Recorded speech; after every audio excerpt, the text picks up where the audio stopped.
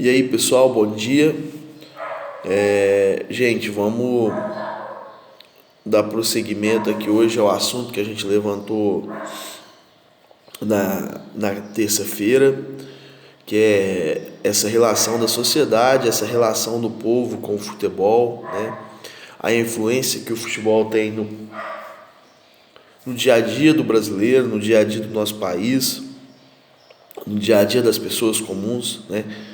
Forma como ele interfere na vida, no humor, na vida financeira das pessoas. A gente falou bastante sobre isso. Hoje eu queria um pouco mais além, que houvesse uma reflexão, tá? Na forma como o futebol é usado, tá? Pelas lideranças para manipular o povo. Tá aí em anexo o link desse vídeo aí, tá aí em anexo aí um pequeno texto, tá? Chama Futebol, o ópio do povo, mas tem um ponto de interrogação, tá? Não é uma afirmação, é um ponto de interrogação. Justamente para fazer com que vocês pensem e expressem a opinião de vocês de forma bem pessoal. Fala um pouco sobre a década de 70, né? Na época da ditadura militar, onde o Brasil, a seleção brasileira de 70, que foi tricampeão mundial, é até hoje considerado o melhor time de futebol da história do futebol, né? Melhor equipe que já teve. E como a ditadura usava isso para desviar o foco dos problemas que o governo vivia na época, né? Fala também sobre a visita da seleção brasileira em 2004 no Haiti, depois daquele terremoto, que o país praticamente foi destruído. Então, algumas situações particulares, mas que servem apenas para que vocês entendam do que o texto quer falar e o que eu quero que vocês problematizem na cabeça de vocês. Ter uma visão diferente do futebol, além de um esporte onde as pessoas torcem bastante, brigam bastante, discutem bastante.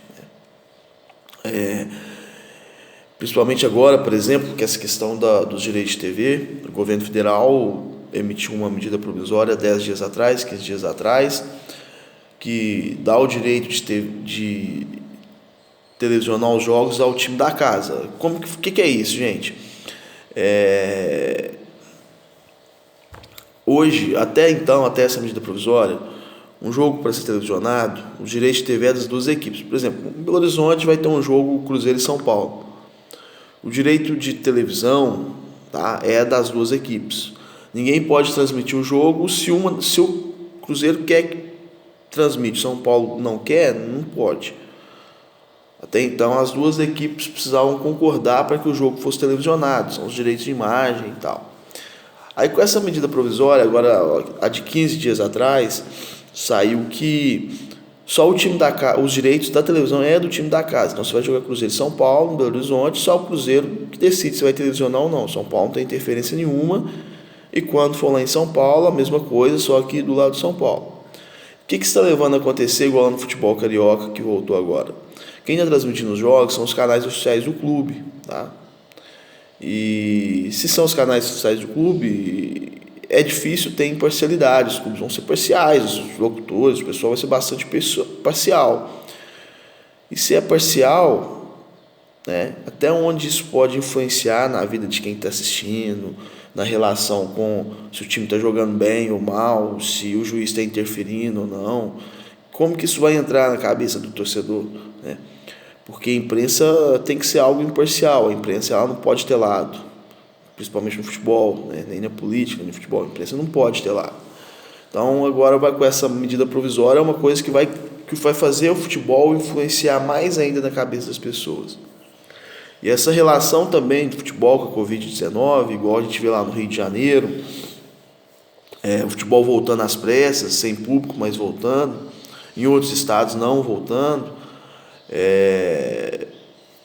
O que isso quer dizer? Que mensagem que eles querem passar? De que forma que eles querem influenciar na vida das pessoas, tá? Será que está sendo positivo, está sendo negativo? Então, de uma forma bem neutra, de uma forma bem bacana e pessoal, né? Gostaria que vocês pensassem a respeito desse assunto, refletissem, e no final do material que está em anexo aí, tem uma atividade. Eu quero que vocês elaborem um pequeno texto, é tipo um projetinho de redação, tá? Não sei se ainda existem esses projetos. Quando eu estudava, a gente fazia muito projetinho de redação, onde vocês vão fazer uma introdução, 3 linhas, um desenvolvimento com 8 linhas, o mínimo, viu, gente? E uma conclusão de 3 linhas, falando a opinião de vocês sobre a influência do futebol na sociedade brasileira. Vocês acham que tem influência? Vocês acham que eles usam o futebol para mascarar muita coisa? Ou se vocês acham que não, que isso é teoria da conspiração, que não usam o futebol, tá? É a opinião, como eu disse, de vocês, e ela vai ser respeitada. Principalmente na hora de fazer essa leitura, de fazer essa reflexão, lembrar do que vocês já estudaram em história, que é a política do pão e circo, né? É mais ou menos essa comparação que eu gostaria que vocês fizessem na cabeça de vocês para criar essa opinião. Comparem isso com a política pão e circo que vocês estudaram história. E lembrando que não é só a relação com os políticos, viu, gente? Quando eu falo de manipulação, não estou falando só de o presidente ou o governador usar o futebol para desviar o foco. Estou falando dos próprios dirigentes de clube também usarem de algumas artimanhas, e a gente falou bastante sobre isso na terça, usar de algumas artimanhas para estar enganando a torcida, enrolando a torcida, até que ponto que eles conseguem ser enrolados, tá? Então, esse trabalho eu vou deixar no Cinec Digital, vou deixar em forma de atividade, vou deixar aberto aí para vocês fizerem. Estou aqui à disposição de vocês para tirar qualquer dúvida, tá bom? Tá eu e o Chico aqui. A gente está aqui à disposição de vocês para qualquer dúvida, pode chamar, que a gente está online aqui, pode chamar no WhatsApp, ok? Grande abraço e tenham um bom dia aí novamente.